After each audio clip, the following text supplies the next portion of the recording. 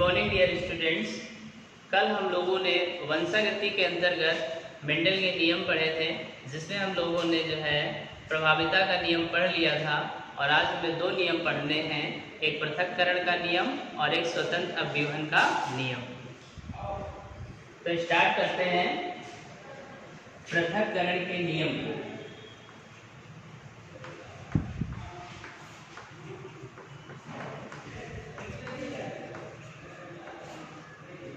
पृथक्करण के नियम को बताने से पहले कुछ खास चीजें और भी बता दे रहा हूँ कि मेंडल ने जो अपना प्रयोग किया था वो 7 जोड़ी विपर्यासी लक्षणों पर किया था। कहने का मतलब ये है कि 7 प्रकार के मटर के पौधे में लक्षण पाए जाते हैं और हमारे सिलेबस में वो 4 लक्षण तो मोस्ट इम्पॉर्टेंट हैं, जिनका जिक्र होता रहता है और उन्हीं पर संग्रहण पूछा जाता है। तो उन कुछ इम्पॉर्टेंट जो है विपर्यासी लक्षणों के बारे में हम लोग जान लेते हैं। जैसे कि अगर हम पौधे की लंबाई के बारे में बात करें तो पौधा भी 2 प्रकार का होता है, एक लंबा पौधा होता है और एक बौना पौधा होता है।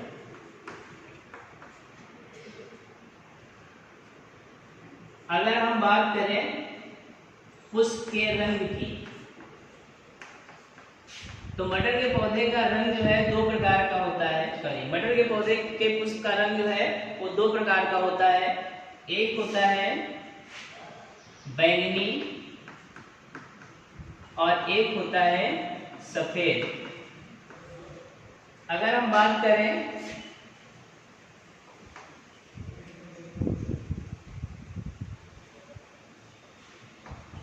बीज के आकार की, बीज का आकार जो है वो भी 2 प्रकार का होता है, एक गोल बीज होते हैं और एक झुर्रीदार बीज होते हैं। अगर हम बात करें बीज के रंग की तो बीज का रंग भी 2 प्रकार का होता है, एक हरा होता है और एक पीला होता है। मटर का बीज हम लोगों ने देखा है कितने प्रकार का होता है, हरा होता है और एक पीला होता है। ऐसी कंडीशन में ये सारे लक्षण जो हैं प्रभावी होते हैं और ये सारे लक्षण अप्रभावी होते हैं। तो ये हमको जानना है, इन्हीं पे सारे संकरण बेस्ड हैं। तो इसको जानने के बाद ही हम पृथक्करण के नियम को समझेंगे।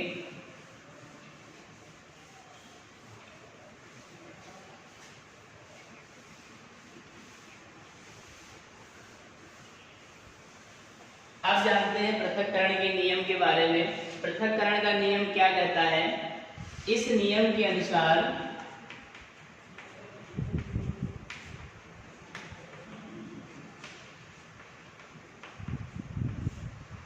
युग्मक निर्माण के समय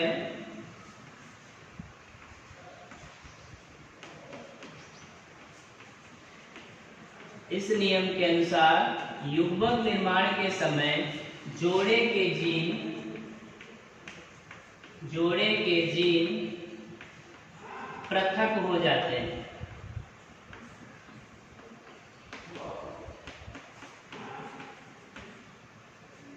तथा युग्मक में प्रत्येक जोड़े का एक जीन पहुंचता है। अब ऐसी कंडीशन में क्या होगा, जो युग्मक होगा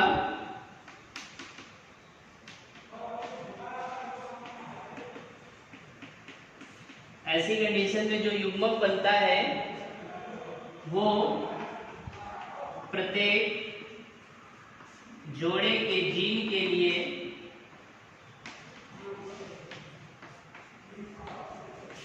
क्या होता है, शुद्ध होता है। प्रत्येक जोड़े के जीन के लिए शुद्ध होता है। इसीलिए इसे युग्मक की शुद्धता का नियम भी कहते हैं।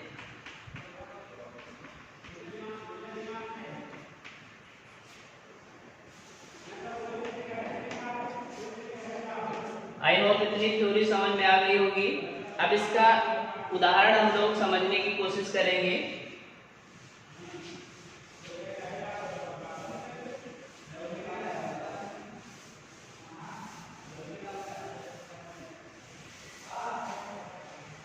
उदाहरण के तौर पे हमने कोई जोड़े के जीन ले लिए, यानी कैपिटल टी और स्मॉल टी ले लिया जोड़े के लिए। कैपिटल टी फॉर टॉल यानी लंबा पौधा वाला जीन। स्मॉल टी, इसे स्मॉल टी को हम बौने से प्रदर्शित करते हैं, मतलब बौना पौधा है। क्यों? क्योंकि जो कैपिटल मानते हैं उसके अपोजिट वाला हम प्रतीक लेते हैं, इसलिए इसे स्मॉल टी कहा गया है। तो ये जोड़े के जीन हो गए। अब जब थ्योरी कहती है पृथक्करण के नियम के अनुसार कि युग्मक निर्माण के समय जोड़े के जीन पृथक हो जाते हैं, मतलब ये जो जोड़े के जीन हैं वो क्या हो जाएंगे? पृथक हो जाएंगे। ये जोड़े के जीन क्या हो जाएंगे? पृथक हो जाएंगे। तथा प्रत्येक जीन जोड़े का एक एक जीन जो है युग्मक निर्माण में भाग लेता है। कहने का मतलब ये जो युग्मक बनेंगे, एक इस जोड़े का जीन, एक इस जोड़े का जीन। तो capital T small T, capital T small T, capital T small T, capital T small T, ये सब क्या बन गए? युग्मक बन गए। यही तो थ्योरी थी पृथक्करण के नियम की। अब ये इनकी F1 पीढ़ी हो गई। F1 पीढ़ी का मतलब फर्स्ट जनरेशन, प्रथम पीढ़ी। और ये कौन सी थी? P जनरेशन यानी पेरेंटल पीढ़ी, यानी जनक पीढ़ी। अब यदि हम इनके मध्य क्या करा दें? स्वपरागण करा दें, यानी सेल्फ पॉलिनेशन करा दें। जैसे ये युग्मक बने हैं ऐसे ही युग्मक का दोबारा क्रॉस करवा दें, यानी F2 पीढ़ी बनाएं। तो F2 पीढ़ी में क्या होगा उसके बारे में हमें देखना है।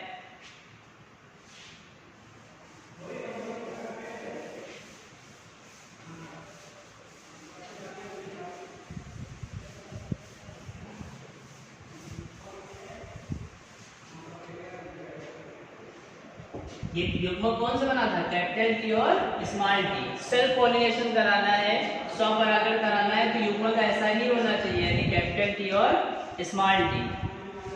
तो अब युग्मक कौन से बनेंगे?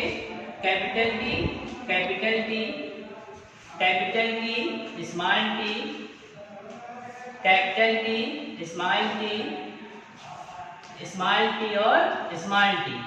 हम जानते हैं कैपिटल का मतलब हो गया, कैपिटल टी का मतलब ये पौधा कैसा है? लंबा पौधा है। ये F2 जनरेशन है, F1 जनरेशन तुम लोगों को बता चुके हैं। ये F2 जनरेशन हो गई या F2 पीढ़ी हो गई, लंबा पौधा।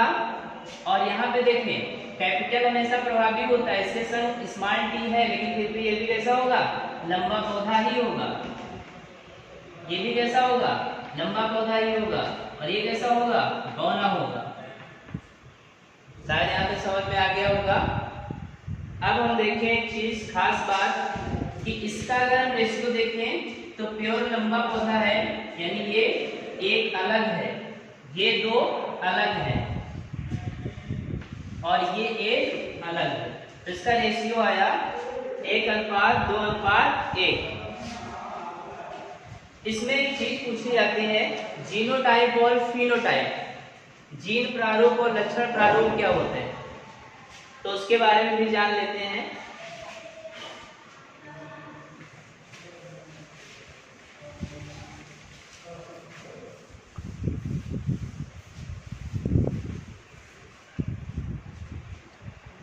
देखें जीन प्रारूप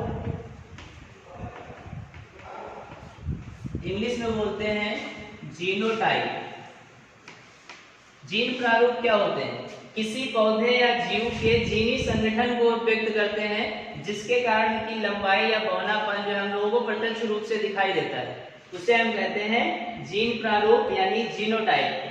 अगर पौधा लंबा है तो यहाँ पे कौन सा था? कैपिटल टी और कैपिटल टी, तो इसका उदाहरण क्या हो जाएगा? कैपिटल टी मतलब इसका क्या है? जीन प्रारूप है। कैपिटल टी स्मॉल टी मतलब ये भी तो लंबा ही पौधा है, तो ये क्या है? इसका जीन प्रारूप है। बात अगर करें लक्षण प्रारूप की, आखिर लक्षण प्रारूप क्या है? जिसे हम बोलते हैं फिनोटाइप। तो फिनोटाइप क्या होते हैं? किसी भी जीवधारी या पौधे के वे लक्षण जो हमें प्रत्यक्ष रूप से दिखाई देते हैं, चाहे पौधे का आकार हो या उसका रंग हो या उसकी लंबाई हो, ये सब हमें प्रत्यक्ष रूप से ही दिखाई देते हैं, हम लोग देख के ही पता कर लेते हैं। तो ये सब क्या, कौन से लक्षण है? ये लक्षण प्रारूप है। अगर इनके रेशियो को हम देखें इसी में, तो जीन प्रारूप का मतलब ये था, जीन प्रारूप अगर इसका निकालना होगा तो ये कैपिटल टी स्मॉल टी था, ये भी कैपिटल टी स्मॉल टी था, ये कौन सा था? Small T. मतलब ये जो रेशियो आएगा वो किसका होगा? जीनोटाइप का होगा, यानी जीन प्रारूप का होगा। लेकिन अगर इसका हम फिनोटाइप निकालें यानी लक्षण प्रारूप निकालें, तो लक्षण प्रारूप में क्या होगा? ये तीन पौधे जो हैं, तीनों के तीनों कैसे हैं? वो लंबे पौधे, तो 3:1, यानी इसका लक्षण प्रारूप कितना हो जाएगा? 3:1, यानी 3 पौधे लंबे हैं और 1 पौधा बौना है।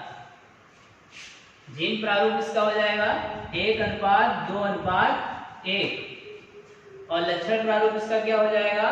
3:1। आई होप यहां तक आप लोगों को समझ में आ गया होगा।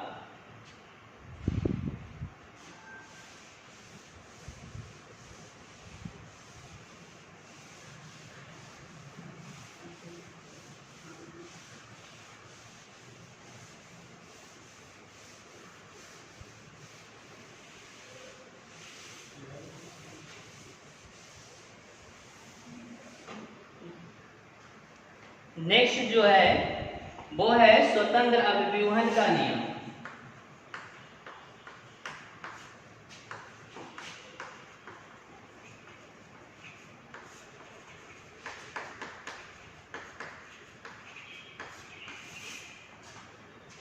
जैसा कि नाम से स्पष्ट होता है स्वतंत्र अभिव्यूहन के नियम में, तो इस नियम के अनुसार क्या होगा? इस नियम के अनुसार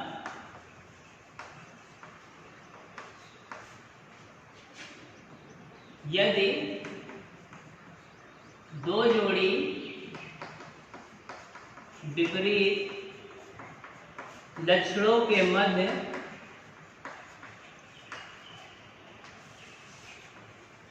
संकरण कराया जाए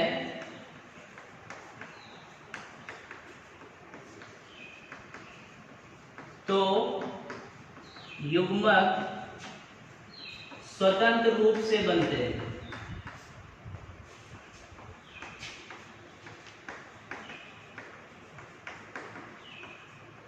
तथा निषेचन के समय युग्मक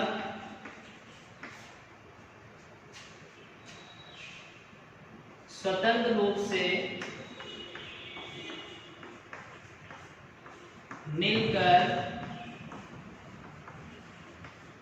नए संयोग बनाते हैं।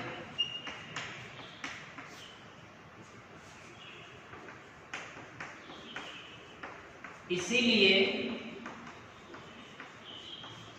इसे स्वतंत्र अपव्यूहन का नियम कहा जाता है।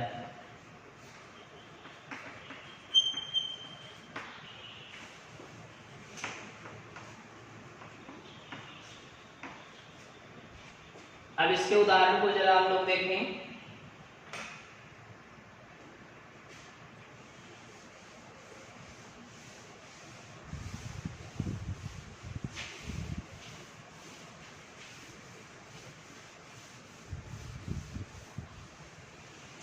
दो जोड़ी विपरीत लक्षणों की बात की गई है। अभी तक हम लोगों ने एक जोड़ी विपरीत लक्षणों के मध्य त्रास पढ़ा। अब हम पढ़ेंगे दो जोड़ी विपरीत लक्षणों के मध्य त्रास कराते हैं तो क्या होता है। तो उसमें दो जोड़ी हम ले लेते हैं, एक कैपिटल आर, एक कैपिटल आर, एक कैपिटल वाई, एक कैपिटल वाई, एक स्मॉल आर, एक small R, small Y, small Y. Capital R का मतलब हो गया राउंड, मतलब राउंड। येलो का मतलब पीला। तो ये कैसे हो जाएंगे, गोल और पीले। ये कैसे हो जाएंगे, ये लिखा है रिंकल्ड, स्मॉल आर मतलब रिंकल्ड यानी झुर्रीदार। और स्मॉल वाई यहाँ पर पीले थे, उनके अपोजिट लेके चलेंगे, झुर्रीदार हरे। ये दो जोड़ी हो गए, एक ये और एक ये। कितनी जोड़ी हो गए, दो जोड़ी हो गए। अब अगर इनके जो हम युग्मक देखें, गैमीट देखें, तो जैसा कि हम लोगों ने पढ़ा था प्रभाविता के नियम में, ऐसे इसके गैमीट क्या बनेंगे, capital R, capital Y, small R, small Y. ये इसके गैमीट बनेंगे। इसकी F1 पीढ़ी अगर हम देखें, ये इसके युग्मक हैं, अगर इसकी F1 पीढ़ी देखें तो इसकी F1 पीढ़ी में क्या होगा, capital R, small R, capital Y, small Y. ये इसके युग्मक होंगे F1 पीढ़ी के।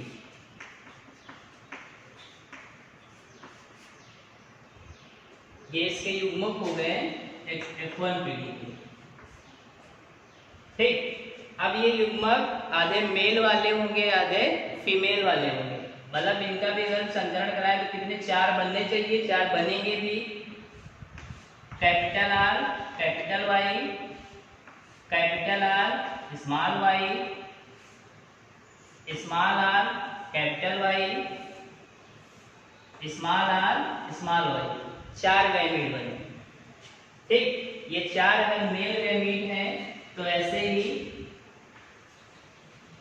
F2 जनरेशन के लिए चार जो क्या होंगे, फीमेल गैमीट होंगे।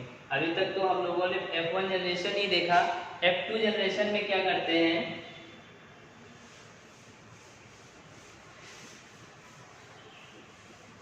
इन गैमीट को नीचे लिखा रहने देते हैं ताकि कोई कंफ्यूजन ना हो आप लोगों को।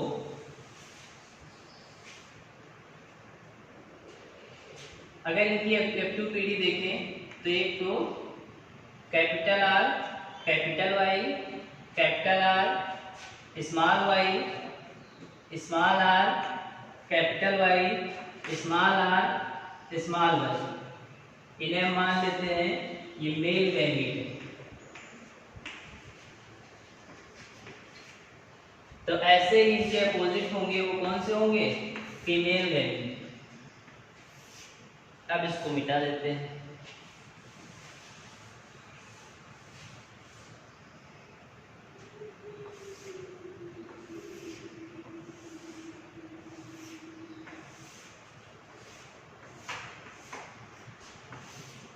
चलिए देखते हैं फीमेल गैमीट कौन से होंगे, इनके अपोजिट होंगे। मतलब वही होंगे capital R, capital Y, capital R, small Y, small R, capital Y, और कौन सा है, स्मॉल आर, स्मॉल वाई। ये इसके फीमेल गैमीट हो गए।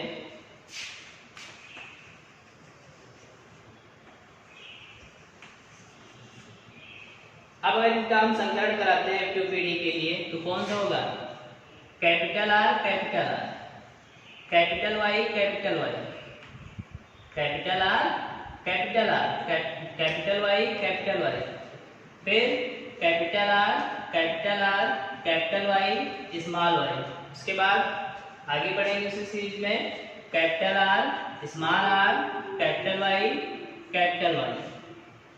आगे बढ़ेंगे capital R, small R, capital Y, small Y.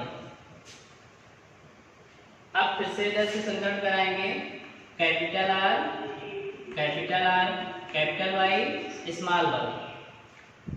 यहाँ से देखें, यहाँ देखें, capital R, capital R, small Y, small Y, capital R, small R capital Y small Y, capital R small Y small Y. यहाँ देखें, यहाँ पे कैपिटल आर है, यहाँ पे स्मॉल आर है, कैपिटल आर स्मॉल आर, यहाँ पे कैपिटल वाई है, यहाँ पे भी क्या है कैपिटल वाई है। यहाँ पे देखें capital R small R capital Y small Y, वैसे ही स्मॉल आर कैपिटल वाई। आगे बढ़े, small R capital Y small Y. ऐसे ही इधर देखें capital R capital Y small Y, capital R small Y small Y. इधर देखें small R capital Y small Y. इधर देखें small R small Y small Y. एक चीज हम जानते हैं, अगर जीन कैपिटल आर के हैं तब तो वो गोल है ही है। अगर कैपिटल आर स्मॉल आर है फिर भी कैसे है वो गोल, क्योंकि कैपिटल वाला हमेशा प्रभावी होता है। हमने प्रभाविता के नियम में पढ़ा है। यहाँ पे एक कैपिटल आर है मतलब ये भी प्रभावी है, गोल ही होगा। तो उस according capital R capital Y है तो मतलब ये गोल पीले हो ही गए। ये कैसे हो जाएंगे गोल पीले। ऐसे ही जितने मिलेंगे 9 मिलेंगे वो कैसे हो जाएंगे गोल पीले वाले होंगे। तो ये भी देख लें, ये भी कैसा हो जाएगा गोल पीले। ये भी कैसे हो जाएंगे गोल पीले। और ये भी कौन होंगे गोल और पीले। ऐसे और कोई है गोल पीले। यहाँ पे नहीं है, यहाँ पे है, गोल भी है और पीले भी है। यहाँ पे देखें नहीं है, यहाँ पे है, गोल है और पीले हैं। यहाँ पे भी कैसे हैं गोल पीले। और कोई है गोल पीले।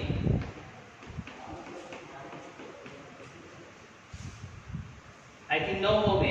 1 2 3 4 5 6 7 8 9। तो गोल पीले कितने आ गए 9।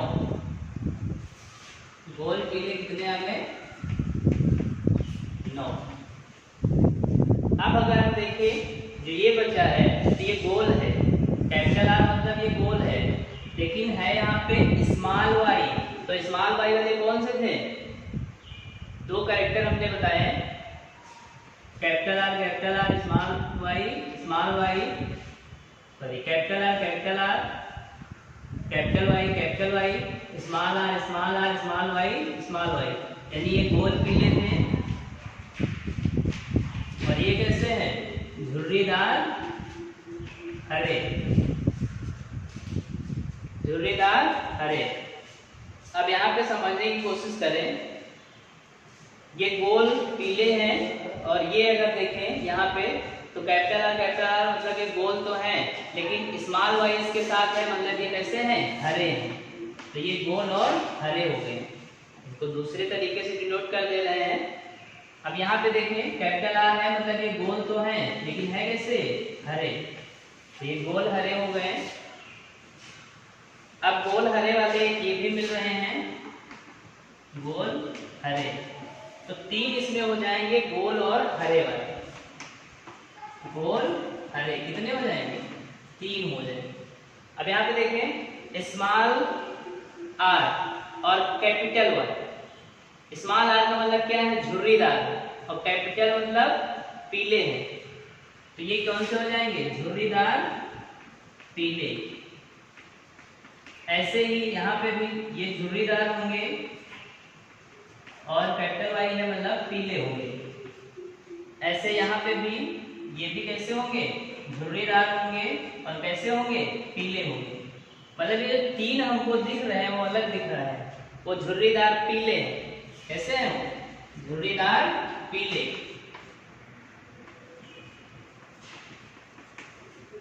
एक जो है वो सबसे अलग है, झुर्रीदार है लेकिन वो पीला नहीं है। कैसा है हरा, यानी झुर्रीदार हरा। ये हो जाएगा झुर्रीदार हरा। 1, तो इसीलिए इसका रेशियो आता है 9:3:3:1। ये इसका रेशियो आता है स्वतंत्र अपीवन के नियम का। 9, 3, 3 और 1, 9:3:3:1। आगे हम एक टॉपिक और छोटा सा बता दे रहे हैं।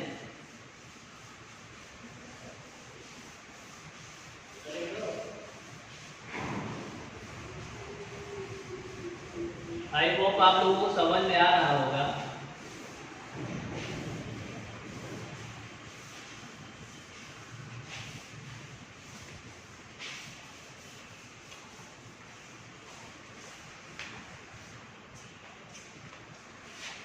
एक इसमें इंपॉर्टेंट टॉपिक है टेस्ट क्रॉस और बैक क्रॉस।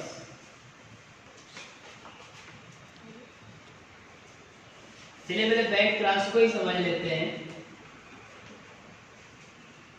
बैक क्रॉस का मतलब होता है संकर पूर्वज क्रॉस। संकर पूर्वज क्रॉस में जैसा कि नाम से ही पता चलता है कि एक ऐसा क्रॉस है जिसमें जो संकर पौधा बनेगा उसका वापस पेरेंट यानी जनक पीढ़ी से क्रॉस कराया जाएगा। इस प्रकार के क्रॉस यानी संकरण में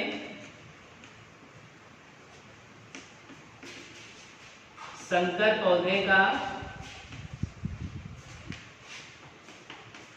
किसी भी जनक पौधे से संकरण कराया जाता है।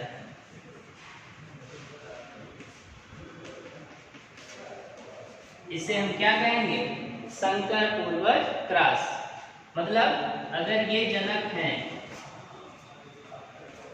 तो इनकी जो F1 पीढ़ी होगी, फर्स्ट जनरेशन होगी, संतत पीढ़ी होगी, वो कैपिटल डी स्मॉल टी वाली है, मतलब ये संकर है। अगर इसका क्रॉस हम किसी भी जनक के साथ कराते हैं वापस, तो इसे क्या कहेंगे? संकर पूर्वज क्रॉस। आई होप समझ में आ गया होगा। अब देख लेते हैं टेस्ट क्रॉस को।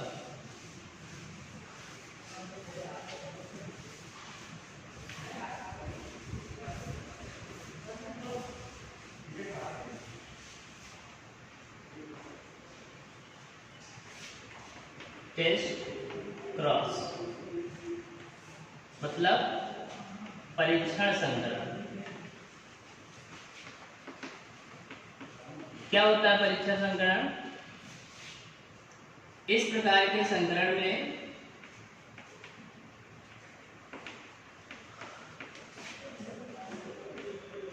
F1 पीढ़ी